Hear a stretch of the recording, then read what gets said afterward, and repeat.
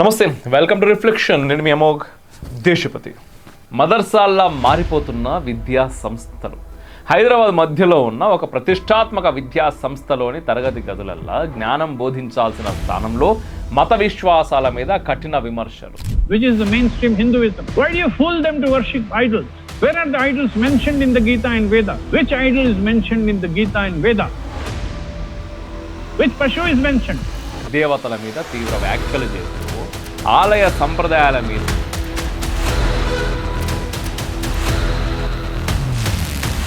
ఇవన్నీ కూడా విద్యార్థుల ముందే, అది కూడా పాఠం చెప్పాల్సిన సమయంలోనే జరుగుతున్నాయని చెప్తే, Why are you making them to worship Ganesha? Why are you making them to worship only monkey god? Why are you making them to worship Narsimha Swami? That fellow should come down to cut with his nails Prahlad's father's stomach. దేశం మొత్తం పూజించే దేవతల మీదనే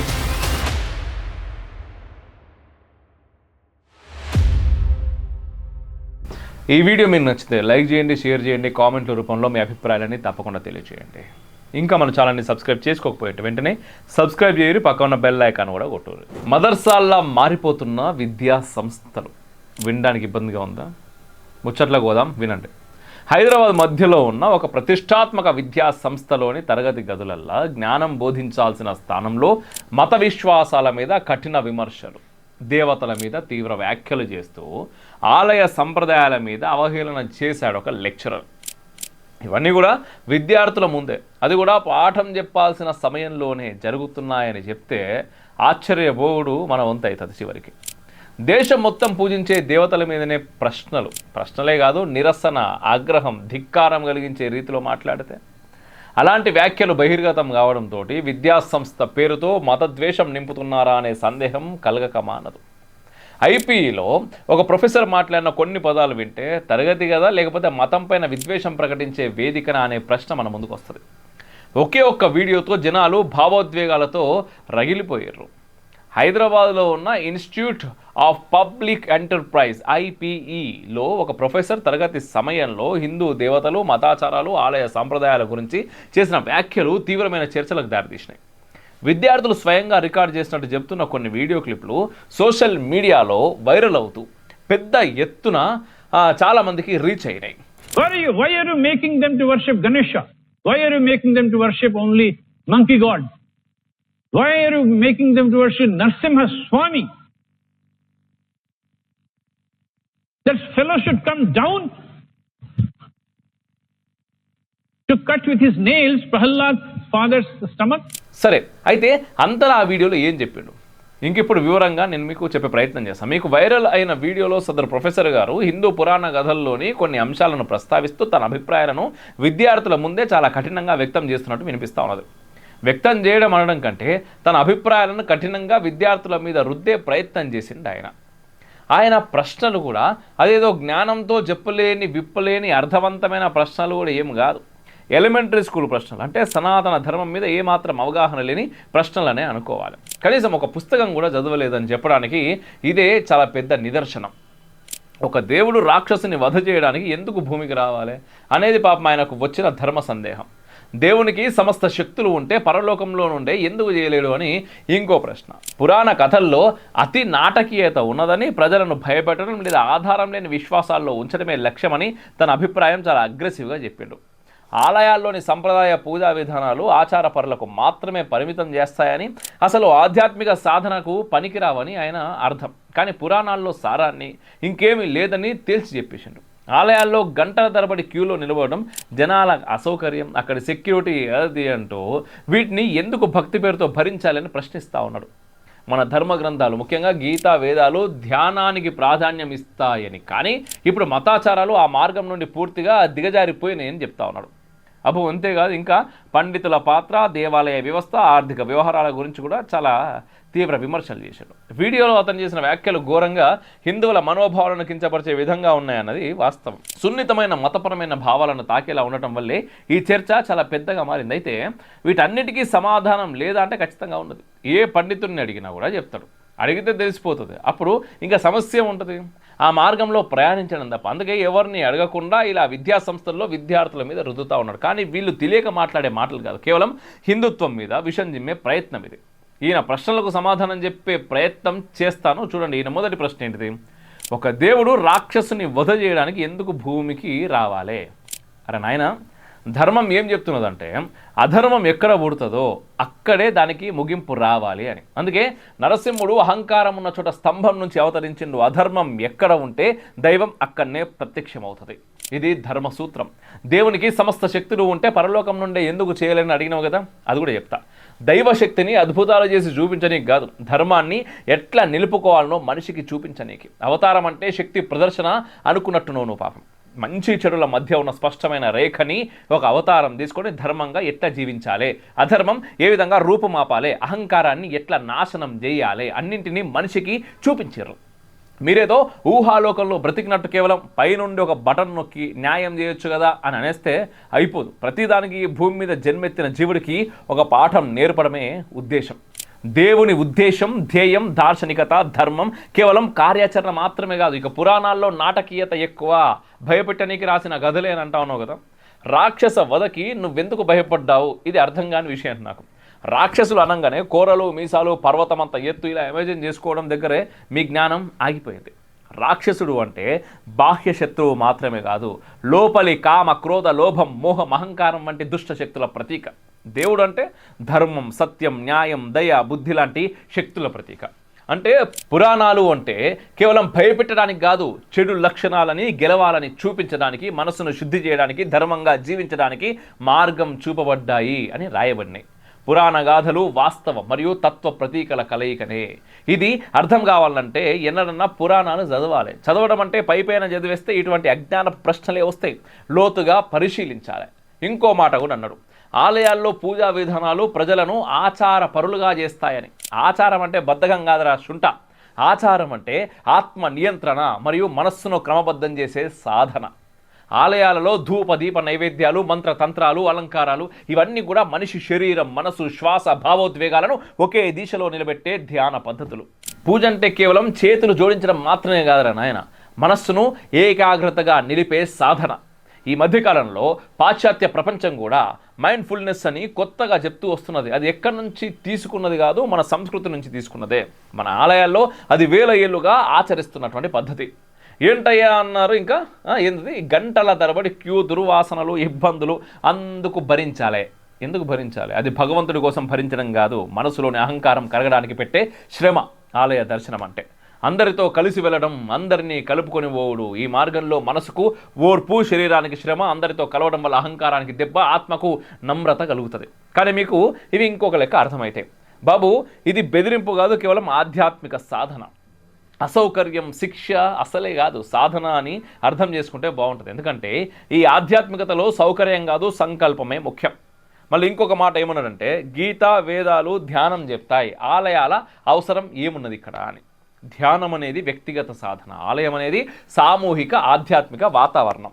ధ్యానం మనసును లోపలికి తీసుకుపోతుంది, ఆలయం మనసుకు వెలుపలి శాంతి వాతావరణం ఇస్తుంది. రెండూ పరస్పరం సంపూర్ణం చేసే పద్ధతులే. భారతీయ జీవన విధానంలో గృహంలో ధ్యానం, వ్యక్తిగత శోధన, ఆలయ దర్శనం, ఆధ్యాత్మిక శక్తి పునరుద్ధరణ. ఇవి విరోధం కాదు, జీవితాన్ని పూర్తి చేసే ద్వంద్వం. ఈయన ఇక్కడితో ఆగలేదు. పండితులు ఆలయ వ్యవస్థ మీద కూడా విమర్శలు చేసిండు. పండితులు ఆలయాలను నిలబెట్టి శతాబ్దాలుగా వేద సంస్కృతిని, భాషను, సంప్రదాయ పండుగలు, ఆచారాలను, మంత్ర పఠనాన్ని రక్షిస్తూ వస్తున్నారు. ఇవన్నీ భారతీయతను కాపాడే కేంద్రాలు. పండితుల వల్లే వేదాలు నిలిచాయి, పురాణాలు నిలిచాయి. హింసా సంస్కృతులు మన దేశాన్ని నాశనం చేయలేకపోయినాయి. కుటుంబ సంస్కృతి బలపడింది. తప్పు చేసే వ్యక్తులు ఎక్కడైనా ఉంటారు. అందుకు మొత్తం వ్యవస్థ తప్పు ఎప్పటికీ కూడా కాదు. ఆలయ వ్యవస్థ భారతీయ సమాజానికి శాంతి, అన్నదానం, ఆధ్యాత్మికత, సంస్కృతి ఇవన్నీ అందించే శతాబ్దాల పురాతన సంస్థ. వేదాల్లో, పురాణాల్లో ప్రతి ప్రశ్నకి సమాధానం ఉంటుంది. ప్రతి పని వెనకాల ఒక అర్థము ఉంటుంది, పరమార్థము ఉంటుంది. అది తెలియనప్పుడు, అర్థం కానప్పుడే అస్తవ్యస్తమైన ప్రశ్నలు బయటకు వస్తాయి. అందుకే అనేది పూర్తిగా చదవాలి, పూర్తిగా తెలుసుకోవాలి అని. అయితే ఈ వీడియో చూసిన తల్లిదండ్రులు ఇది విద్యా సంస్థనా లేక ద్వేషం బోధించే వేదికనా అంటూ నిలదీసిర్రు. చాలామంది పోలీసుల దాకా కూడా వేయరు. ముస్లింల మదర్సాలలాగా మనకు విద్యాబోధన చేసే సంస్థల్లో కూడా ఇటువంటి అరాచకమైన మాటలు వినడం ఎవరికి కూడా నచ్చలేదు. వీడియో బయటపడ్డ వెంటనే సోషల్ మీడియాలో కూడా చాలా పెద్ద స్థాయిలో విమర్శలు వచ్చినాయి. చాలామంది ప్రశ్నించారు, ఒక ప్రొఫెసర్ వ్యక్తిగత అభిప్రాయాలను ఇంత తీవ్రంగా ఇంత నీచంగా తరగతి గదిలో చెప్పడం సరైన పనేనా అంటూ మండిపడుతున్నారు. ఇది విద్యా స్వేచ్ఛ లేక ఒక వర్గాన్ని అవమానించే విధానమా? నేను కూడా అడుగుతా ఉన్నా. విద్యార్థులపై మత విద్వేషపు భావాలను కలిగించేలా బోధన జరగడం ఆ యాజమాన్యం ఇలా అనుమతించొచ్చా అనేది ఇప్పుడున్న ప్రశ్న. అయితే ఐపీఈ యాజమాన్యం ఇలాంటి విషయాలపై ఏ చర్యలు తీసుకున్నది, అసలు తీసుకుంటుందా లేక తేలిగ్గా తీసి పక్కకు పెడుతుందా అనేది ఖచ్చితంగా ముఖ్యమైన విషయమే. ఎందుకంటే అప్పుడే కదా జనాలకు అర్థమయ్యేది ఇది యాజమాన్యం యొక్క అండదండలతో ఇతను ఇలా మాట్లాడిందా లేక తన సొంత అభిప్రాయాలను విద్యార్థుల మీద రుద్ది వాళ్ళను ఇట్లా తన భావజాలానికి అనుకూలంగా తయారు చేయాలని అనుకుంటున్నాడా అనేది మనకు తెలిసిపోతుంది. కొంతమంది మరింత తీవ్రమైన విమర్శలు చేస్తూ విద్యా సంస్థల్లో ఇలా బోధించడమే ప్రమాదకరమని తెలియదా, ఇది ఎటు దారితీస్తుందో, ఈ విద్యార్థుల భవిష్యత్తు రేపు ఏమవుతుందో అని సోషల్ మీడియాలో పెద్ద ఎత్తున రాజకీయ సామాజిక చర్చలకు కూడా దారితీస్తూ ఉన్నారు.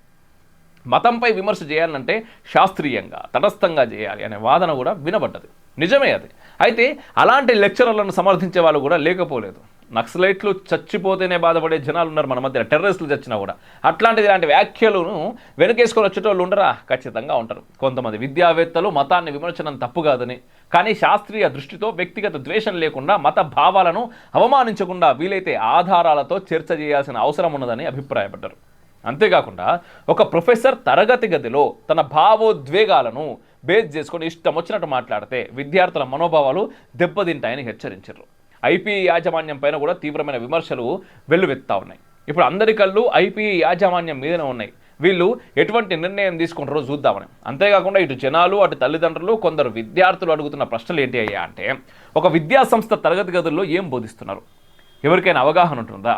ఒకవేళ ఈ వీడియో కనుక బయటకు రాకపోయి ఉంటే విద్యార్థుల భవిత ఏమైపోతుండే అని. ఉపాధ్యాయుల బోధనా పద్ధతుల మూలంగానే సమాజం పైన ఎటువంటి ప్రభావం చూపుతే అందరికీ తెలిసిన విషయమే. ఇంత సున్నితమైన విషయాలు తరగతి గదిలో వ్యాఖ్యానించే సందర్భాల్లో సంస్థ యొక్క జోక్యం ఏమైనా ఉంటుందా? విద్యార్థులను ఏదైనా మతం మీద విముఖత లేదా ద్వేషం పెంచే లెక్క మాట్లాడితే చర్యలు ఉంటాయా అనేవి ముందున్న సవాళ్ళు. దేశంలో మతము, సంస్కృతి, దైవభక్తి ఇవి చాలామంది జీవితానికి భాగమైనటువంటి సమయంలో ఇటువంటి వ్యాఖ్యలు విద్యార్థుల మీద ఏ విధంగా ప్రభావం చూపుతాయన్నది ఒక ముఖ్యమైన చర్చ.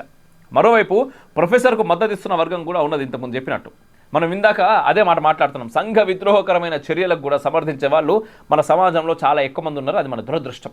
ఈ ఘటనలో ఒక పక్క విమర్శలు, మరో పక్క కొందరు ప్రొఫెసర్ వ్యాఖ్యలకు తమ విధంగా అర్థం చెప్తూ ఇంకోటి అంటున్నారు. ఆయన ఉద్దేశం అంధవిశ్వాసాలను ప్రశ్నించడం కావచ్చు, పాత పురాణ కథలను అక్షరాలా నమ్మాల్సిన అవసరం లేదని చెప్పాలనుకున్నారేమో, ప్రజలు ధ్యానం, ఆధ్యాత్మికత వైపు ఎక్కువ దృష్టి పెట్టాలని సూచించాలనుకున్నారేమో, కానీ ఆ భావాలు చెబుతున్న రీతిలో పదునైన మాటలు వాడడం వల్లే వివాదం పెరిగింది అని వెనకేసుకొస్తా ఉన్నారు.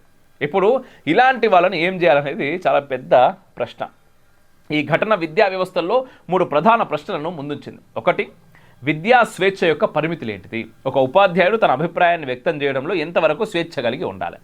రెండవది, తరగతి గది మత విద్వేషాలకు వేదిక చేయడం ఎంతవరకు కరెక్ట్? వివాదాస్పద వాదనలు, వ్యక్తిగతంగా లెక్చరర్కి ఉన్న కోపం లేదా అసహనం విద్యార్థుల మీద రుద్దడం, అది కూడా బలవంతంగా ఎంతవరకు సమంజసం? థర్డ్ క్వశ్చన్, విద్యా సంస్థలు మార్గదర్శకాలు కావాలి, అలా కావాలి అంటే కఠినమైన రూల్స్ అండ్ రెగ్యులేషన్స్ ఉండాలి అనేవి ముందున్న సవాళ్ళు.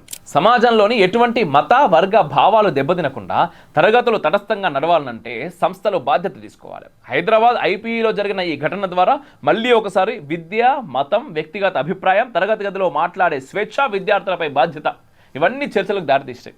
సమాజం ఎంత అభివృద్ధి చెందినా మతం మరియు వ్యక్తిగత విశ్వాసాలు భారతదేశంలో అత్యంత సున్నితమైన అంశాలు. విద్యా సంస్థలు, ముఖ్యంగా ఉన్నత విద్యా సంస్థలు ఈ విషయాల్లో మరింత జాగ్రత్తగా వ్యవహరించాల్సిన అవసరం ఎంతైనా ఉన్నది. అసలు ఇలాంటి అంశాలను ముట్టుకోకపోవడమే ఉత్తమం. ఒకవేళ మన విద్యా సంస్థలు కూడా అలా తయారైతే మదర్సాలకి ఈ సంస్థలకి పెద్ద తేడా లేకుండా పోతుంది. బేసిక్గా మనం చూస్తూ ఉంటాం, మన చరిత్ర, తప్పుడు చరిత్ర మనకు చిన్నప్పటి నుంచి పెద్దల దాకా రుద్దుతూ ఉన్నారు. ఎట్ సేమ్ టైం మనం చిర్రావూరి శివరామకృష్ణ శర్మ గారితో ఒక ఇంటర్వ్యూ చేసినాం. వారు సంస్కృతంలో PhD చేసారు, దాంతోపాటు అనేక పుస్తకాలు రాశారు, చాలా చదివారు, వేద వాంగ్మయాలు కూడా చదివారు వాళ్ళు. ఆయన ఏం చెప్పిండు, సంస్కృతంలో నేను PhD చేస్తున్నప్పుడు సంస్కృత పాఠశాలల్లో తరగతి గదుల్లో బోధిస్తున్నటువంటి అధ్యాపకులు ఆ పుస్తకాల్లో ఏమున్నదంటే సంస్కృతం ఎప్పుడొచ్చింది అంటే మన హిందువుల పైన, సనాతన ధర్మం మీద అనేక అబద్ధాలు దాన్ని ప్రచారం చేస్తున్నారు. సంస్కృతం చదివినోడు, మన సంస్కృతం చదివే వాళ్ళకు కూడా ఈ ధర్మం పైన నమ్మకం లేకుండా అయిపోతున్నది.